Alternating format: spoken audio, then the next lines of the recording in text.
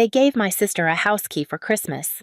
Wrapped in gold paper with a satin bow, placed in her hands like she'd earned it, like she deserved it more than air itself. Patricia, my mother, cried. Richard, my father, smiled that proud smile reserved only for Sophia. And me? I got an envelope. Plain, white, no ceremony. Inside was a printout of a job listing. Entry-level admin work at an insurance office, with a note scrawled at the bottom in Richard's handwriting. Thought this might be more your speed. I sat there holding that paper while Sophia squealed about granite countertops and walk-in closets, while Patricia dabbed her eyes and whispered about dreams coming true. Nobody looked at me. Nobody asked what I thought. And when I finally met my mother's gaze, she smiled softly and said, "You'll understand someday, Emily." But I already did. I understood that I would always be the afterthought, the backup plan, the daughter who didn't need love because she'd learned to survive without it. What they didn't understand was that I'd been watching, remembering, and waiting, and someday had finally arrived. I didn't open the envelope right away. It sat in my lap like something fragile and faintly humiliating, a reminder not just of what I lacked, but of how casually they delivered that message year after year. Richard had handed it to me with the same energy he used for junk mail. No eye contact, no warmth, just a quiet, "Here you go," before turning back to watch Sophia's performance. Because that's what it was, a performance. She gasped before even touching the ribbon, held the key up to the light like it was forged from starlight instead of brass and favoritism. Patricia clutched her chest, voice trembling as she announced they'd bought her a house, a whole house, as if Sophia had just been awarded a Nobel Prize. I smiled because my face had learned that shape long ago, a reflex born from years of being invisible in a room full of people who shared my blood. When I finally did open the envelope, I read the job listing twice, not because I didn't understand it, but because I needed to let the insult settle, to feel the full weight of what they believed I was worth. Entry level, hourly. Near the bottom, Richard had written his note in block letters, all sharp edges and control, like he was doing me a favor. I folded the paper slowly, tucked it under my leg, and let the noise of the room wash over me without reaching me. All I could hear was the scrape of paper against fabric, thin and whispering, reminding me that I would never belong here the way she did. I was 9 the first time I understood. My birthday arrived on a Tuesday, quiet and unremarkable. I came downstairs early, hopeful, thinking maybe there'd be balloons or a card, something small to mark the day. The kitchen was empty. No gifts, no candles, just the smell of burnt toast and Patricia humming in the next room while brushing Sophia's hair for ballet rehearsal. I baked my own, cupcakes that afternoon, chocolate with too much oil and not enough sugar, and Patricia helped only because she didn't want the kitchen to smell weird later. That same year, Sophia's birthday came with a backyard party. Ponies, a magician, neighbors we barely knew bringing glittery gifts and rehearsed compliments. I stopped expecting anything after that. When I graduated high school with honors, Patricia didn't come. Sophia had a regional dance competition. I got a text that said, "So proud, sorry we couldn't be there, go get them," with a heart emoji that felt like an afterthought. When I placed first at the state science fair with a fully functional hydroelectric dam model, Richard showed up 15 minutes late and left before the awards ceremony. He had a golf tee time with someone important. The following week, Sophia landed a 30-second shampoo commercial, and they threw a dinner party with champagne and a framed screenshot like she'd won an Oscar. There's a moment I return to more than I should. Senior year, academic awards night. I'd worked brutally hard, juggling 2 part-time jobs, maintaining a 4.0 GPA, writing papers until my fingers cramped and my vision blurred. They called my name for the top scholarship in front of a packed auditorium. I walked on stage, scanned the crowd, and there she was, Patricia, front row, not clapping, just scrolling on her phone. When I stepped down with the certificate still warm in my hands, she looked up and said loud enough for nearby parents to hear, "Well, at least she's good at something." That sentence sliced through the applause like a blade through silk. Even now, years later, I can still hear it. I used to wonder if I was imagining it all, if I was just bitter, oversensitive, reading too much into normal family dynamics. But favoritism doesn't whisper. It carves itself into holidays and dinners and all the moments where love is supposed to be loudest. That Christmas morning, watching Sophia hold a house key while I held a lifeless envelope, I stopped wondering. I knew exactly where I stood, and I knew something else too. This wasn't the moment to speak, not yet, but it was coming. I hadn't planned on going back. But guilt has a way of disguising itself as duty, especially when your mother calls twice in 1 week using words like your father and hurt, and can't lift boxes without help. It wasn't the request that got me. It was the tone, that syrupy concern layered over unspoken accusation, as if refusing would prove I was cold or selfish, as if decades of quiet dismissal could be erased by one favor on a Saturday. So I said yes. I drove 4 hours home, parked in the same driveway Richard still edged with a ruler and hedge clippers, and stepped into a house that smelled exactly like it always had: lemon polish, overcooked roast, and the faint hint of something burning that nobody acknowledged. Sophia wasn't there. "She's busy," Patricia said with a sigh that somehow made her absence feel like my fault. I smiled, nodded, said the right things. By Saturday evening, we'd completed the checklist, helped Richard move storage bins in the garage, listened to Patricia complain about Sophia's boyfriend, endured a dinner where every topic circled back to lake house renovations. By 10 at night, I couldn't sleep. The guest room, the one I used to call mine, still had my old soccer trophies on the shelf like proof I'd existed once. But the walls felt tighter now, like they remembered how many words I'd swallowed inside them. I wandered downstairs barefoot and silent. The door to Richard's office was slightly ajar. That alone was strange. He guarded that room like sacred ground. Lights off, blinds down, locked drawers, passwords on everything. And yet, there it was, open. The safe was tucked behind the file cabinet, small and gray, unmistakably his.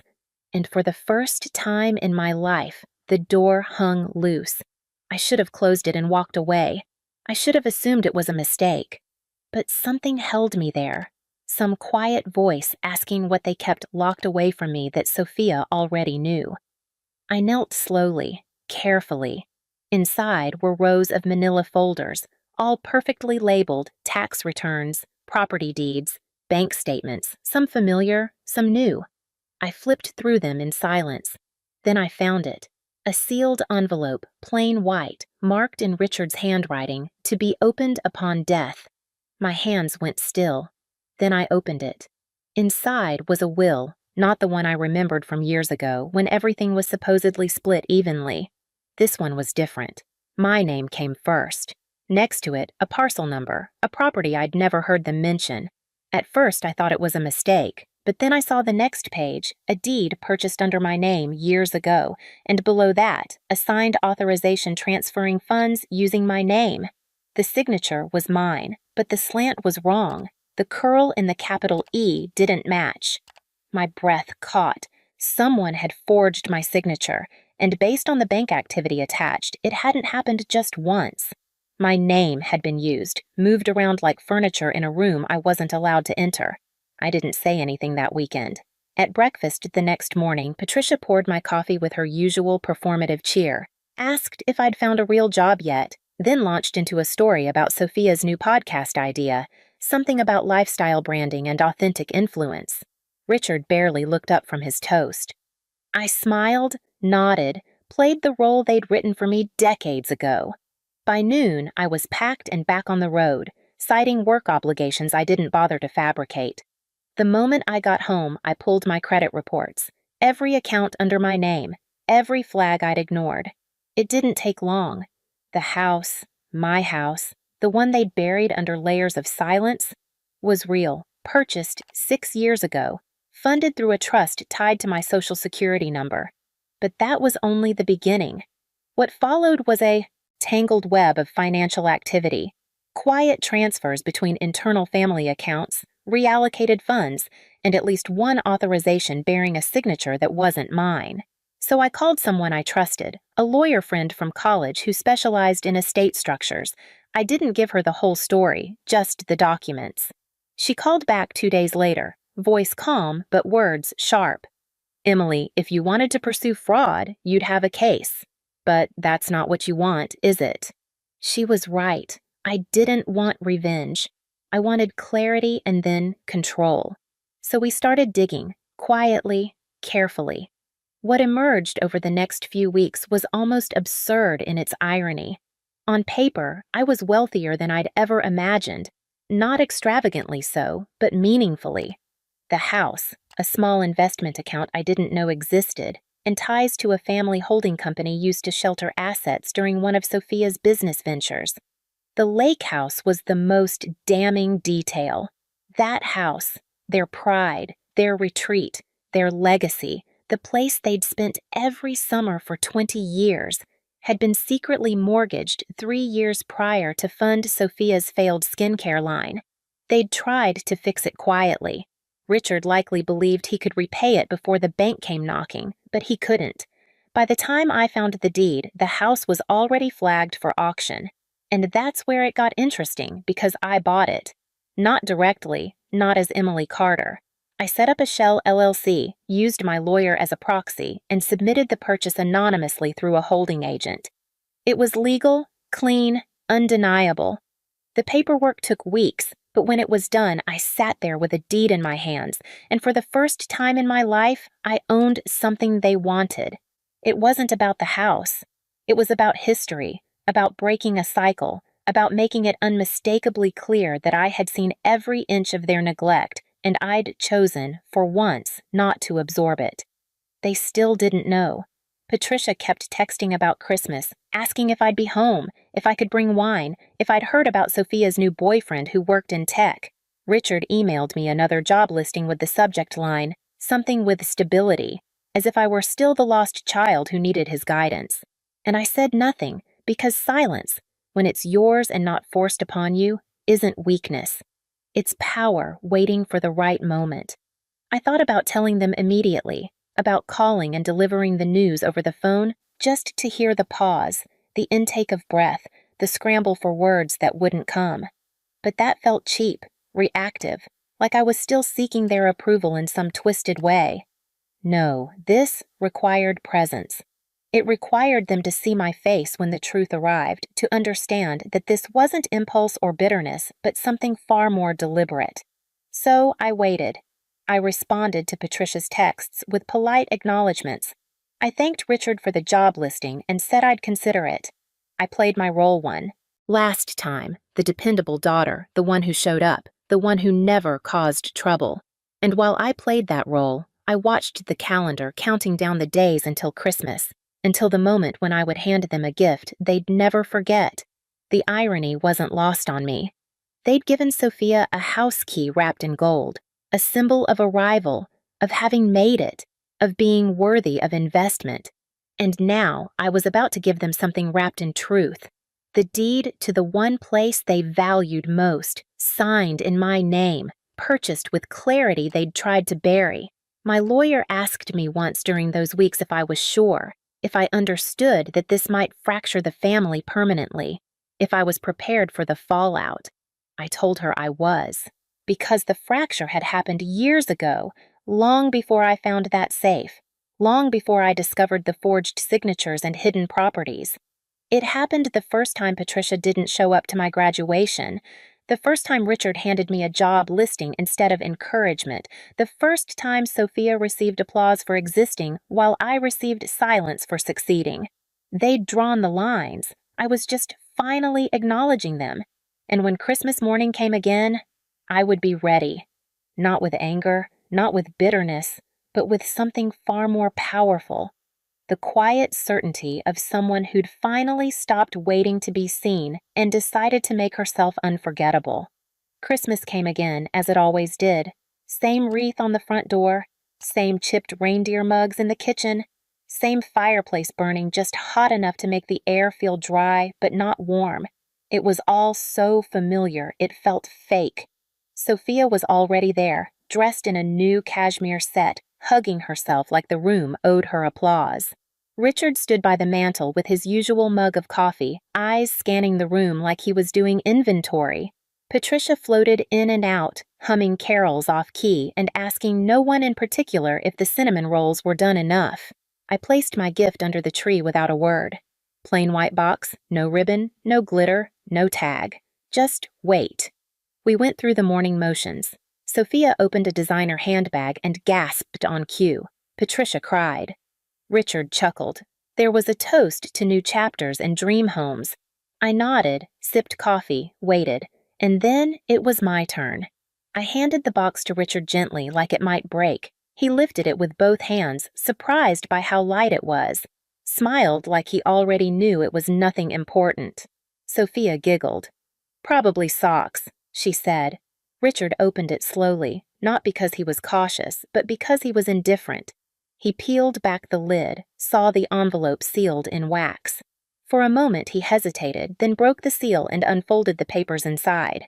His face didn't change at first, just a tightening around the eyes. Then the color drained. He read the first page again, slower, the notarized deed, my name, the property, the lake house. Then the second page, the forged signature, the legal warning from my attorney. His hand trembled slightly. Patricia leaned over his shoulder. She was still smiling when her eyes caught the bolded words near the top of the document. That smile faded like breath on glass. She turned to me. Emily, what is this? I met her eyes, calm. It's exactly what it looks like. She blinked. Richard didn't speak, not one word.